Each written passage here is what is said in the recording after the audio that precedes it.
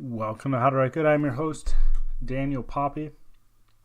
You can find out more about me personally at danielpoppy.com. Not really personally, but whatever. You can check out The Ninth Hour on Amazon. That's a book. You can also check out my serialized podcast called One Last Toast for Ebenezer Fleet.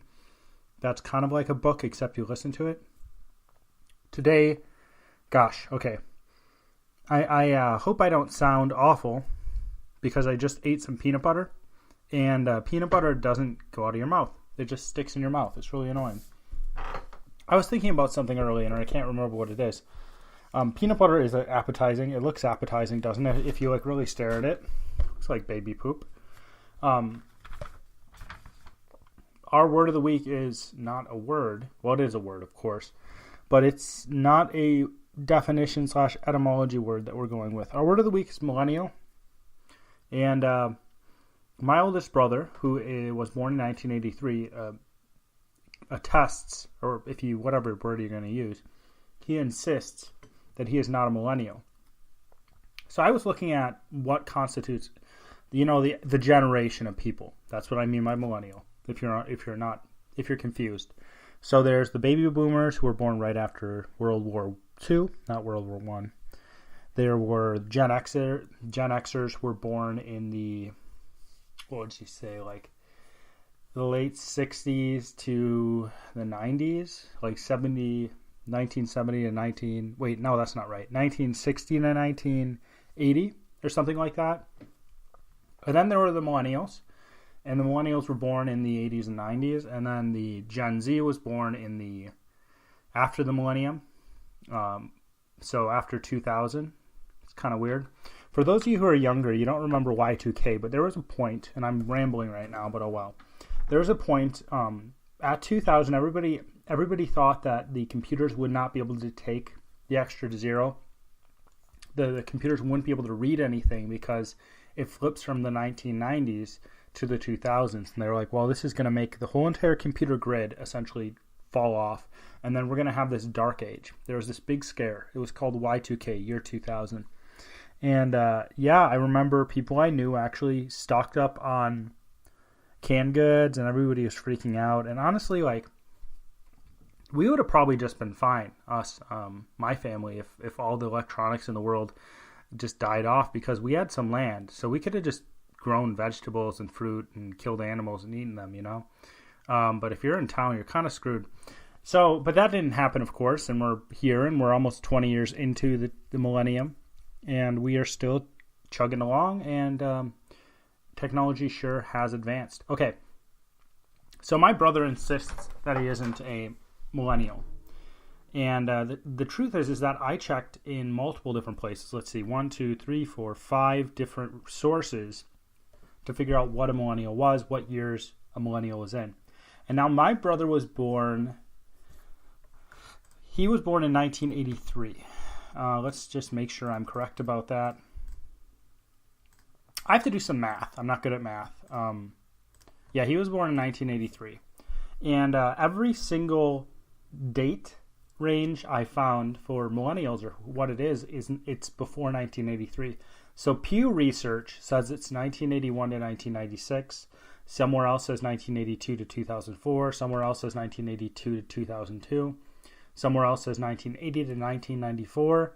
Somewhere else says 1979 to 1995. So, my brother, who was born in 1983, who insists that he is not a millennial, is a millennial by pretty much everybody's reckoning. According to him, he isn't, but he definitely is, according to pretty much everybody. According to Pew, and if we're going to go off of Pew, which tends to have pretty accurate stuff, I guess, the research from the Pew Research Center, then he's a millennial, which is kind of funny. So yeah, again, a millennial is the generation. We're actually going to be talking about being a millennial. I'm going to be talking about why. I'm going to be talking about millennials. I'm going to be talking about why people hate millennials, and I'm going to be talking about why the reasons behind how millennials function, because I think that there's a specific reason, and I think that there is a value in doing this. I'm not trying to bash anyone. I'm not going to try to point fingers. If you if you look at the snapshot of a whole generation, not everybody in a generation is the same. You look at the boomers. The boomers had some idiots in their ranks. Like, you look at the 60s. The 60s were stupid. The 60s were so dumb. The 60s were one of the dumbest times in American history. I mean, there were other times that were really, really bad. But in terms of like what young people were doing and what they were thinking, they were just idiots. There were all these stupid young people. And if you're a boomer and you like the 60s and you like the hippie culture, I think it's stupid. I think the hippie culture is stupid. I think the hippie culture is a lie in general. There's maybe a few things to pull from it. They had some good music, but generally it was idiotic.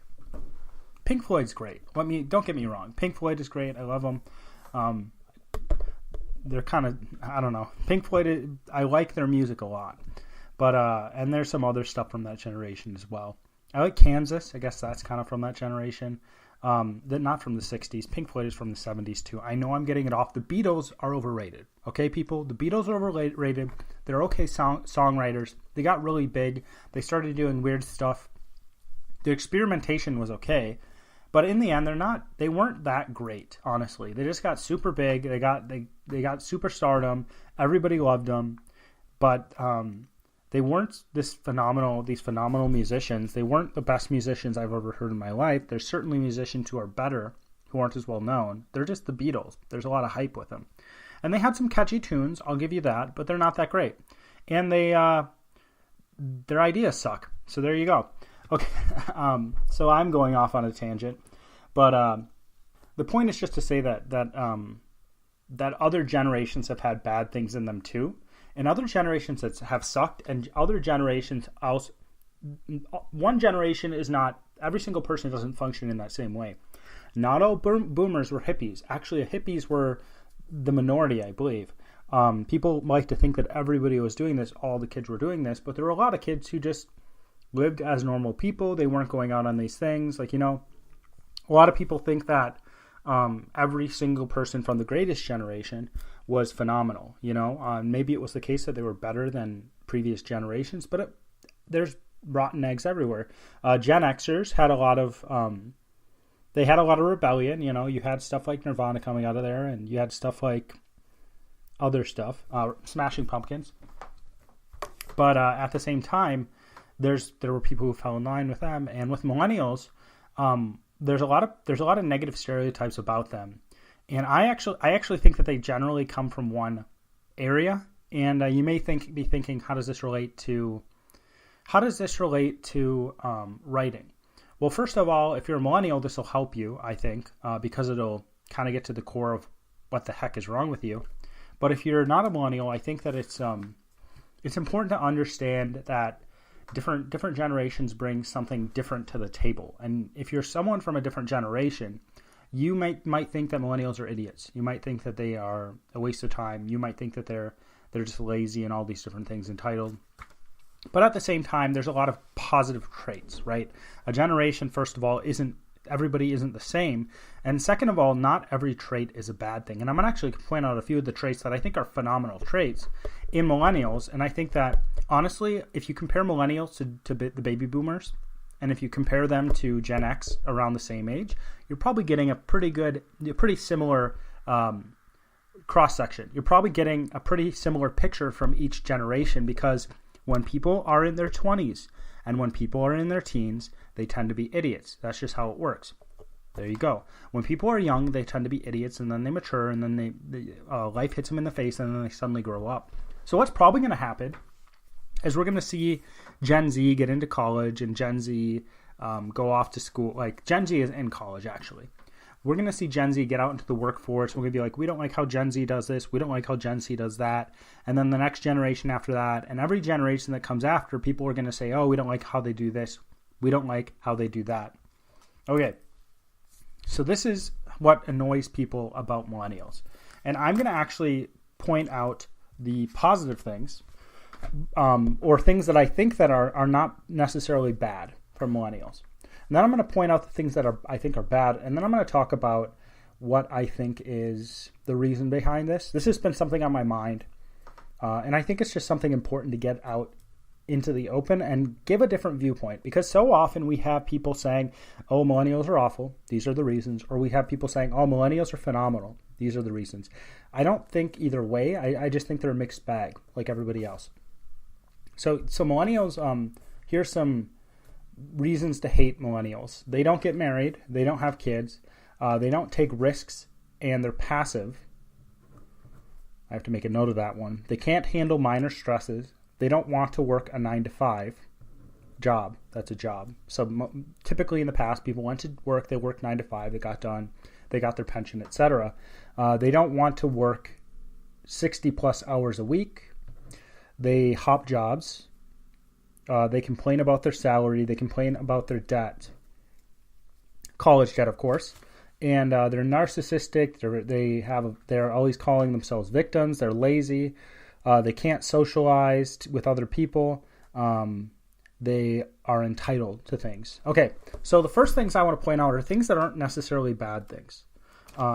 First of all, I do not think that millennials are passive. And this might just be my own person, this might be my own viewpoint. This might be what I'm seeing in my life.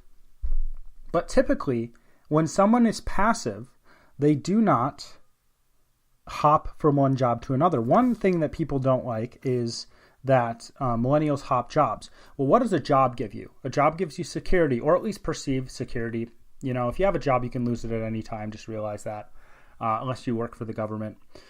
If you hop jobs, you're taking a risk because you're starting over at every single job. So I think this does not take risks, or passive type thing. I don't think that's the truth. I think it maybe looks like that's the case. I think maybe they have higher anxiety levels. Let's just say that. Maybe they have higher anxiety levels than other generations, but I do not think they are taking less risks than any other generation. Another thing you're seeing is they've already taken a huge risk on. So we are going to go down to, and I'm jumping around a bit here, and I'm going to get to what I was talking about, but they always complain about their debt, okay? I guess I'm going to take on this one right away because this is one that comes up a lot. I think that millennials talk about this the most. I know most people I know have a lot of debt. This is the first generation that a lot of people went to college. I don't think the majority of young people went to college in the millennial generation, but there was a huge surge of people who began to go to college. And there's a lot. And if you have more people going to college, you have more people who are poor going to college. And you have more people taking out debt. And we have a system in the United States where you take loans out and the government insures your loans, et cetera, or you take loans out from the federal government. And what we tell young people, or what we've told young people, maybe this is changing, I think it should, is if you go to college, you'll be prepared to get a job. And even though we weren't actually told what this was, what we were focusing on, what young people, a lot of young people, I think the majority of young people were focusing on the ROI, the return on investment of their college careers. So they were thinking, oh yeah, I'm going to go to college. I'm going to be able to get a job. This job's going to easily pay for my schooling, and then it'll be fine, right? And some of you might be thinking, oh, but kids go to college these days and they just party, right? You're just thinking kids go to college and they party. And there's a lot of kids who do. I still think this ROI idea is in the back of their minds. This thing where they're like, oh, if I go to college, I'll eventually be able to work harder and I'll be able to essentially make more money because of this. I'm going to make more money based on going to college than not going to college. Now with this, people say that if you go to college, you actually make a certain percentage above people who don't. The issue with this is that correlation does not equal causation. So those professors in college, I don't think the professors are the ones saying this. The statistic professors in college are telling you just because something is correlated does not mean that it's caused by that thing. One does not cause another. A third thing might cause that.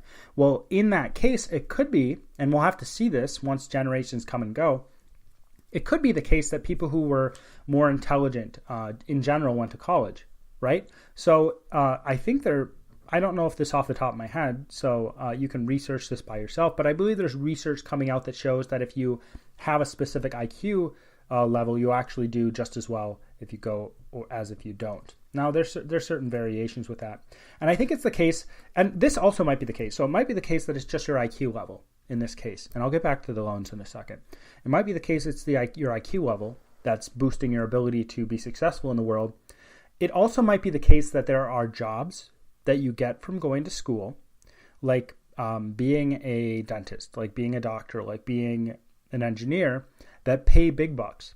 And there are jobs that don't pay big bucks. And the average of all of those turns out to be more than the person who did not go to school. Does that make sense?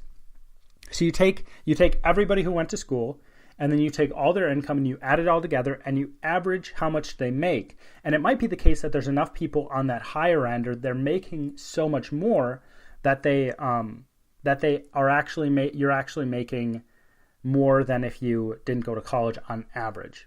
So we shouldn't talk about averages in that way. I know we're talking about a whole entire group of people and we're trying to make assumptions. But they were focused on the ROI. I think most people who go to college, they're focused on this idea that I'm going to be able to do more. I'm going to be able to make more after I get out of school. And what happened to a lot of people, and they're 18-year-old kids. I don't blame them.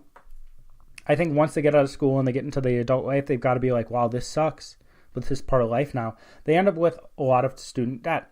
The issue with a lot of this debt is that for some of them, the debt is worthless. The debt is absolutely worthless. What I mean by that is you go to school and you get out and you can get a job that you would have been able to get if you didn't go to school. Okay? That's the type of job you can get. And maybe you get paid like $1 more an hour, which is not a good return on investment. So millennials complain about debt, and I think they have a good reason to, because it's not good debt. It's not debt that, for most of them, it's not debt that's, for a lot of them, maybe not most of them, it's not debt that is paying itself off. It's not debt. It's not this great investment. For some people, college is a very good investment because they go into a field, they go get a degree connected to a field that's going to pay them a lot more money, and they're able to pay off stuff a lot faster. But this debt doesn't do anything either. It's not like you can take out a loan based on your student debt. You just have money pulled from your bank account, or you're writing a check every single month and you're sending it out and you're like, hey, here we go. Send it out, send it out, send it out. So it's not like it's building equity in a house or anything like that. So they complain about debt, and I'm going to get back to this, but I think they have a good reason to, because they were told their entire lives that they need to go to school and this is how everything works. So the other things, I don't think they're passive because, first of all, they have bigger risks to take on. Like, what's going to happen to this debt if they suddenly take bigger risks, right? What's going to happen if they suddenly start taking huge risks? If they aren't able to pay their debt back, that's going to be an issue. That's going to hit their credit. That's going to hit their financial situation really hard. So that might be the reason why they're more hesitant, or they have higher anxiety. If you have higher anxiety, you are likely less risk. You're more risk averse. If you have higher anxiety, you're more risk averse. But based on your anxiety, you might be taking a lot of stinking risks. Okay, so I don't think it's necessarily the case. It might be the case that they take less risk, but they're jumping from job to job. There's a lot of things they're doing that are different than generations before them. I think they're actually put in a situation where they have to take risks a lot more than other generations. And you might be thinking, well, that doesn't make any sense. If you actually think about how generations have worked in the past, I think it makes a lot of sense. In the past, people did similar things to their parents, right? People had more cohesive social structures. People stayed in the area they were born in pretty much all their lives. So what happened is you had a lot more support. You had a lot more social support as you went through life. If your parents did one thing and you followed after them, you kind of had a path that you already could trod. In the past, if you go back 60 years, people worked more. A lot of people worked in factories. A lot of people worked in these more manual labor type jobs, and they got paid well for these manual labor type jobs. Well, those things aren't huge risks. Going to work for someone and getting paid well isn't a huge risk. But what happens with millennials is a lot of them are in a situation where they're like, well, I'm not getting paid well. I don't really like this job. I've got debt, and I don't know how to live in the world, if that makes sense. Because the world's changed a lot in the past 60 years, in the past 50 years, in the past 40 years, 30 years. The world's changed drastically. Even in the past 20, even since the 90s, the world's changed a lot.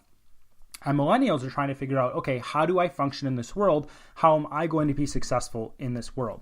And we'll get to some things about millennials that are negative. But if you're in a world that is tumultuous, you're going to take less risks. Generally, you're trying to survive the day or trying to survive the month or the year. You're just trying to figure things out. Now, when you have to figure things out more often, it takes more of your mental capacity. It takes more mental energy. You don't have as much mental energy to do other things. And taking risks takes mental energy. Okay? So working a 9 to 5, I don't think this is necessarily a bad thing. There's people I know. I have a friend. I talked to him the other few weeks ago. And he works in an office, and he does design stuff. And I don't know if he said it outright, but how he is describing how these things work, he could totally work from home. He could definitely work from home. I'm sure he could work from home and get his job done, or at least he conveyed this idea that, yeah, he'd be able to work from home and get it done. And he can correct me if that's incorrect, and I'll say I was wrong. But in a lot of cases, millennials are like, you know what? Why do I have to be stuck in this office? I have got a computer. We've got the internet. I've got a laptop. I could go work in a coffee shop. I could go work here. I saw a post on the internet, because the internet is the source of all wisdom. And it was saying, oh, this person was, I think it was Quora. It was a post from Quora. And this employer was saying, yeah, I've got this one guy who works, and he gets all his stuff done ahead of everybody else, and then he goes and plays video games. And then he's like, should I fire this guy? And in my head, I'm just like, are you an idiot? Because the guy gets his work done faster than everybody else. He gets his work done. And we are stuck, for whatever reason. I think it's different with millennials. The generations before us are stuck on this idea that the time you spend on something is how much you should get paid, and not your productivity level. The time you spend on something is what you should get paid, not your productivity level. Millennials are looking and saying, hey, we should get paid based off of our productivity. So if we can do something in an hour, we should get paid the same if that thing is done and done correctly. And I don't see an issue with that, because that's something that people have been doing pretty much the whole entire existence of the world. People have been getting paid based off their productivity, generally. If you are an artisan and you build chairs, you build artisan chairs, and you sell artisan chairs, the more chairs you can build, the more you get paid. So you are getting paid based off your productivity. It takes time to do that, but the faster you can build a chair, the more you're getting paid. So if you only need to build 5 chairs a month, and it takes you 1 week to build those 5 chairs, and you're totally fine with getting paid that amount, then you don't have to do any other work the rest of the month. There's this idea that going to a 9 to 5 job is something that existed throughout the history of the world, and the 9 to 5 job isn't something that existed throughout the history of the world.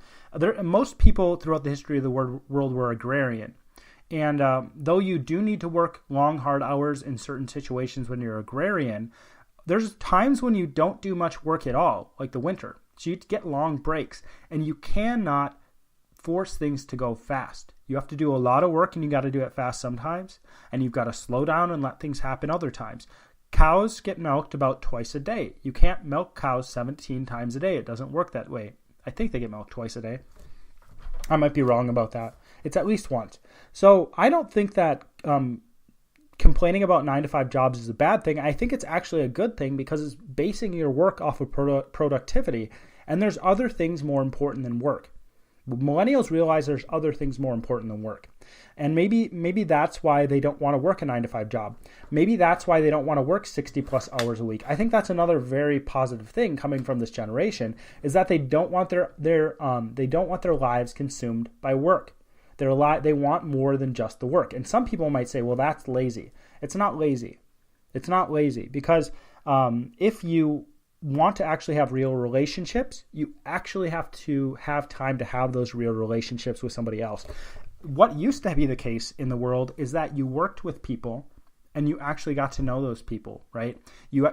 People had family businesses, people worked on their farms, people worked with their cattle, if it's more of a shepherding profession, or people worked in their parents' shops. A lot of times people worked in those situations where they were around their family, they were around people they knew more, so they could get to know them they could get to know them when they were working. So you could work longer hours. But when the Industrial Revolution came, everybody started getting shipped off to work someplace, right? They started moving into cities. They started working. And then there was this idea, oh, yeah, you essentially work yourself to death, and you just work constantly.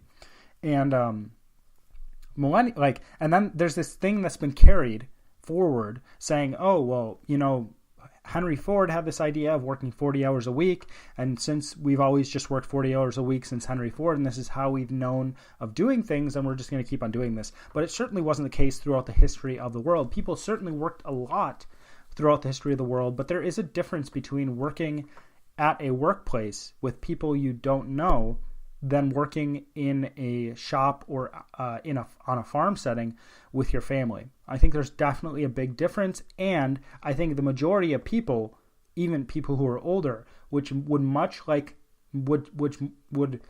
like to have much more time to spend with their families. And millennials are just honest about it. So I think that's a positive thing.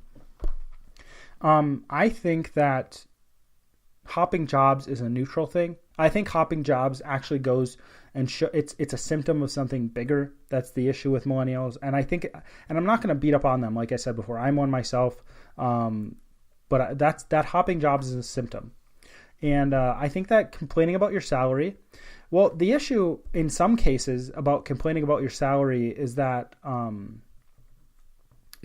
certain places have a higher standard of living. So it is very hard to figure stuff out when you don't get paid enough. And money is a very stressful thing if you don't have enough of it, right? If you have enough money, money is not stressful. But if you are trying to get by, money is something that crushes you. The lack of money is something that crushes you. So I think millennials, they're in pain. If somebody complains, they're in pain. And they might not have the right to complain, or maybe they shouldn't complain. But typically, if they are complaining, they are in some sort of pain. It might be because they're weak. It might be because they're weak. It might be because there's actually stuff going on that's difficult. So, I mean, I think that to get ahead financially, you do have to work for nothing. You just have to keep on working for nothing until you're able to work for something and people can pay you. You get enough experience. I think it's a part of the world, and I think people should get used to it. But they do complain about their salary. But that goes back to the job situation. Okay, so we're going to get to the bad side of things, but first we're going to get to these are really bad character traits in millennials. But first I'm going to talk about social fabric, and I'm going to talk about the cultural aspect of why millennials are so there's issues and people don't like them. So I'm going to read these again. So millennials don't get married, they don't have kids, they don't take risks, they can't handle minor stresses, they don't want to work a 9-to-5 job, they don't want to work long hours, 60 plus hours a week. They don't want to they hop jobs, they complain about salary, they complain about debt. I think that these all come from millennials having little meaning in their lives. And I think that's a really sad thing. And if you look at older generations, they just complain about millennials. But what I think is probably going on, I think it's split. Okay, I think there's some millennials who are probably narcissistic, like from every generation, right? There's people from every generation who are narcissistic. But then there's people who are just trying to get by. There are people who want good lives. There's people who want to work. They want to build stuff, they want to make stuff. They want to make stuff happen. They want to make the world a better place, right? And I think that second group is they are searching for meaning. I think they're searching for meaning because what's happened in the West, specifically, is that the meaning has been stripped away from life. Because in the past, people got meaning from religion, they got meaning from their social connections, they got meaning from their work. I mean, but honestly, or family, family and social connections. But the majority of meaning came from like the religious side of things and the social / family side of things. But what you're seeing is a lot of millennials they're not connected to a religion. All right. Some people would argue that you can't have meaning in your life without a religion. And I don't know. I'm not so sure. I know that I would think that you could without religion. I think that it is something that you already know me. If you've been listening for a while, I think that it's something that completes the picture. But I don't see why people could not find meaning in their life without some sort of religion. But one thing I do think that is really hard for people to find meaning, not to find meaning in their life, or one way that makes it difficult. Man, I can't talk right now. It is difficult to find meaning in your life if you have a very poor social fabric. It's really difficult to find meaning if you have no social fabric. And so I was talking about this a bit before. There's a lot of changes in their worlds. So they have higher anxiety levels, and maybe it looks like they're not taking risks, but they are taking risks comparable to their anxiety levels. This goes back to the idea of, they can't handle minor stresses.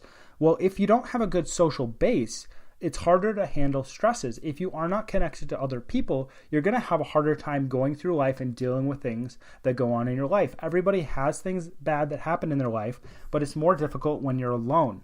Being alone is a stressful thing in and of itself. So the reason why they are more alone than other generations is because we don't have communities anymore the way we used to. It used to be the case, and I don't know if baby boomers experienced this, but I believe they did, because my mother talks about this. It used to be the case that you grew up in a neighborhood, and everybody was connected in that neighborhood, right? Everybody knew each other, and the kids played at night. They ran around the neighborhood, and there were mothers in the neighborhood. The mothers got to know each other, etc. The kids played in the neighborhood. There was like this cohesiveness to how everybody interacted. And we don't have the neighborhood does not exist anymore. What we have now is people live in houses, and they don't know their neighbors, and they don't go out on their front porches. They don't greet their neighbors. They don't say hi to them. They're not friends with their neighbors. They're just these isolated individuals inside their houses. And the best we can get, well, not the best, but a lot of times we get people connecting online or in other facets or in other ways, which I think is a good thing. But that neighborhood. So when you grow up I've seen both sides of this. I am a person who grew up without this community, and then I've seen people who grow up with it, and there is a different side of things. So if you grow up in a community of some sort, and that community stays consistent, right, and you get to know people in that community, well, eventually you get to trust people in that community. People know you. There's more support in that community. There's more connections. One thing I find out about myself is I have connections to other people, but they're scattered. And it is much more difficult to be connected to someone if they are halfway across the country, if they're 3 hours away, 4 hours away. So I've experienced this where I didn't grow up with this cohesive community. And when I look at people who do, it seems, I can't experience it, but from what I see, there are a lot of advantages to that. Now, I'm not going to complain about it. I have to deal with where I'm at. There are certain advantages to not growing up in a community. There are certain things you learn. But I didn't have that cohesive, more neighborhood-like community growing up. But it's difficult. It's more anxiety-inducing. It is harder to be successful without connections. It's harder to be successful without knowing people. There's a very well-known adage in terms of investing, in terms of business, that your net worth is your network, right? And I think that's true. But it's not even that. It's even more basic than that. Your mental health, to a certain degree, is your network. Your actual true connections to other people. But I think this idea of meaninglessness goes through all of these, pretty much all of these, except getting married and having kids. So they don't want to work a 9-to-5 job. Now, if you have meaning in your life, and there is a reason to work a 9-to-5 job and go to work and sacrifice, you're more willing to do it, right? If there's a reason behind working 60 plus hours a week, then people are more willing to do it. People are willing to work 90 hours a week for certain reasons. Millennials hop jobs because they are trying to find meaning in the work they do. They want meaning in the work they do. And I think the reason why they want meaning in the work they do is because they are starved for it. I think that it's the same thing about debt. They complain about the debt they're in because the debt has no meaning. And then one really bad thing about our culture is there is a and you can disagree with me, but I think you're wrong. I think you're completely wrong about this.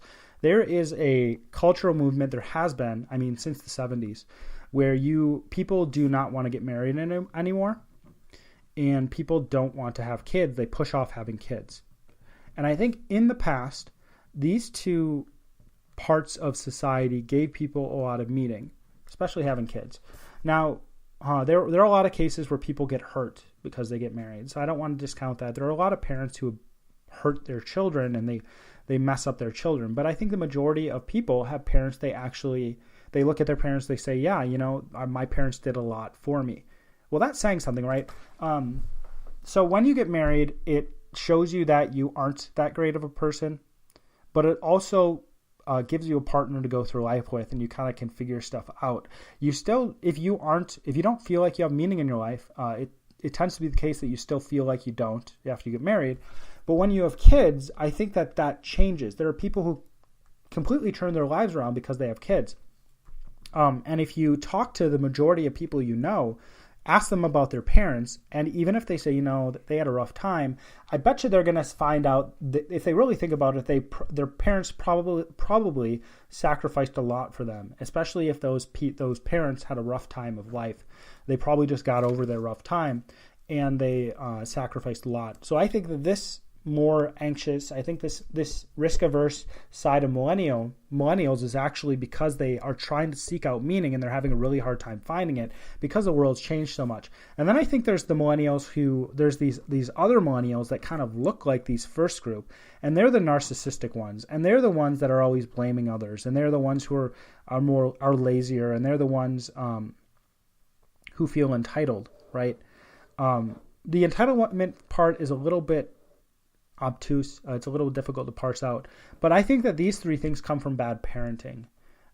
Generally, I know there's people who are just narcissistic, but if you give everything to your kids are going to be narcissistic. If you treat them like they're angels, if you treat them like they can do no wrong, they're narcissistic. They act like they can do no wrong, so that if something happens to them, they must be victims. They're lazy because you just didn't teach them how to work. But feeling entitled is a little different. So someone who is young, who is saying, oh man, this is like, you know what, like I expected this to happen. I went to college and I expect to be able to get a job coming out of college. Well, people are like, well, you shouldn't expect that. You should work for free. You should work internship and you work your way up. That is true. When you come out of college, don't expect to be able to get a job.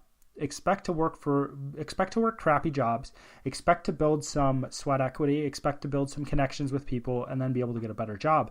But what people who are younger were told is that, hey, this is essentially a credential. When you go and get a job, you can get out, and you can get when you go and get a college degree, you can get out and you can get a job. And it turned out not to be true. So if you have certain expectations of the world, and you find out those expectations are not true, and the whole entire culture was telling you those expectations were true, there is this feeling of like, hey, like, what do I do now? And what should I, like, you people think you're entitled, even though it's like, hey, so I think another thing like this is, so with writing, if I write and I spend 15 minutes writing a book a day, I will probably get that book done in 1 to 2 years, that first draft, okay? And then I have to go through editing and whatever. But if I put in the work, I expect to get something out at the end of that work, okay? Now, what millennials have done, or the experience of millennials, is that they put in the work, and then they get out of college, and they get nothing from the work. And getting nothing from the work, when people are telling you, no, you just work hard, you do this, you do that, and you'll be fine. Getting nothing from that work is very difficult. A difficult thing to deal with, because you're essentially starting over. You're trying to actually figure out how the world works. And the people who came before you were telling you one thing, and they're wrong. If you enjoy this podcast and would like to support me more, what I would ask you to do is that you go to iTunes and you leave a 5-star review. That is something that really, really helps me and helps push the podcast out to different people. And it's something that doesn't cost you much time at all. So if you would do that, I would really appreciate that. And I definitely appreciate everyone who listens to this podcast. If you ever listen to this podcast and you have questions or you have topics you would like me to cover, you can send those to me and I'll look them over and I'll see which ones I think I can cover intelligently And if you just want to reach out for anything at all, you can do that as well. Thanks for your time. My name is Daniel Poppy, and as always, this is How to Write Good.